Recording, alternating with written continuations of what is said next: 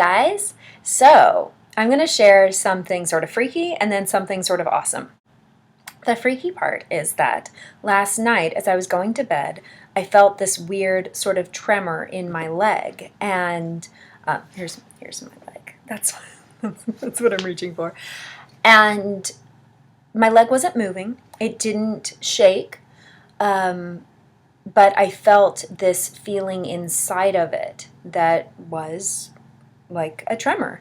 And it really could have upset me a lot, but I didn't dwell on that. I immediately went to thinking about what is this, and could feel that I was holding in so much emotion because I had had a really emotionally charged conversation with a family member earlier in the evening. It's called an argument. And so I was still holding on to some of this impassioned thought and feeling and thoughts about what I should have said or done or blah, blah, blah. Anyway, it was causing some sort of physical reaction because the moment that I decided to let go of this heavy emotion within me, the leg stopped. I didn't feel this tremor, this odd sensation in my leg anymore. And it brought to mind just how important it is for us to clear our minds and to clear our emotional charges and to let our emotions move through us, to use them certainly to understand when we feel good or when we feel bad about something. But after a certain point, if we're holding on to one of those feelings for a long amount of time, a question to ask yourself is, what is my fear here? Why am I holding on to this? Even if you're holding on to the happiness of something, is it a fear that you're not going to feel happy like that again in the future? And that's sort of an interesting place to be, to really take note of, because if we're holding on to anything, it means we're not living in the moment. And if we're not living in the moment, we can't really process the new things that are happening to us. And if we are holding on to things in the past, then they can get just blocked up. And as I saw last night, it creates a physical reaction. And I just want to underscore how important it is for us to be aware of our thoughts and aware of our feelings and how we can use them in the best ways possible. So a really wonderful concept that I've been using in my meditation practice a couple of years ago, and that has served me very well through the craziness of my MS diagnosis, is detachment.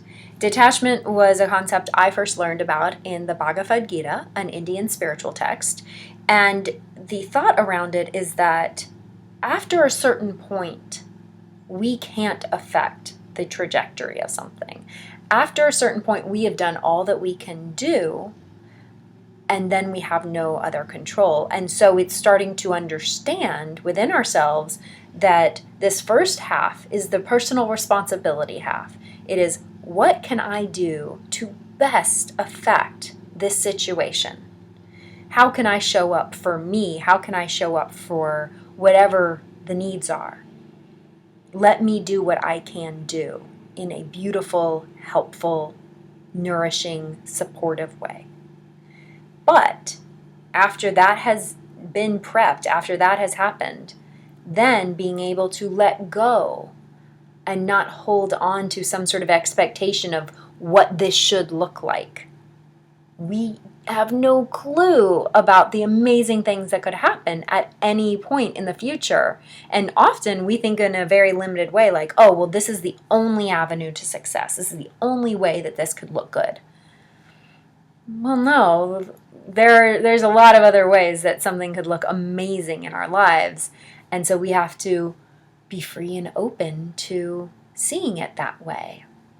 And for me personally, I just never want to get to a point in the future where I look back and say, I didn't step up for myself. I didn't have that personal responsibility when I could have. And I think in an MS sense, looking at it as I take conventional medication that my neurologist recommend taking, but I also show up for myself every day and look at ways that I can support my health through nourishing myself with real nutrients, with food, and sleep is very important for brain health.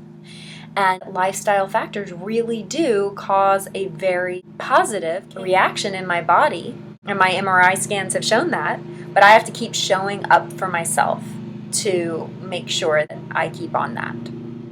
So it's me saying, I'm going to affect my health positively in every way possible. And then it's knowing that I've done what I can do. And there is no energy that I need to put into concocting some version of my future that should happen or that would be best. I don't know. All I know is I can set myself up for the best possible outcome. I don't even know what that outcome could be, but I am going to be open to all options. And if and when I feel intense emotions come to me, I can use them to affect my actions or my reactions, but I don't have to hold on to them, and they don't have to live within me and start to affect my health internally. These are all things that are available to us, and they can feel really confusing, but know that just by choosing one step every single day to take in the direction of self-care and self-love, something that really supports the body or the mind or the spirit, is going to pay dividends in the future, and we don't know how yet, but just have faith that it will. And check in with your body to see if it's already pointing you in a direction, like it did me, to say, hey, let go of that stuff. Let go of those emotions. They're not serving. So, I want to hear how you are doing with your emotional processing and your physical symptoms. Please leave me a note, send me a message. You can check out thrivewithms.com to send me an email that way. You can leave a comment below. You can leave a comment on the website, and you can also join my newsletter list and get updates and health resources that way. I love talking to you. I hope you have enjoyed it, and I will see you soon. Bye.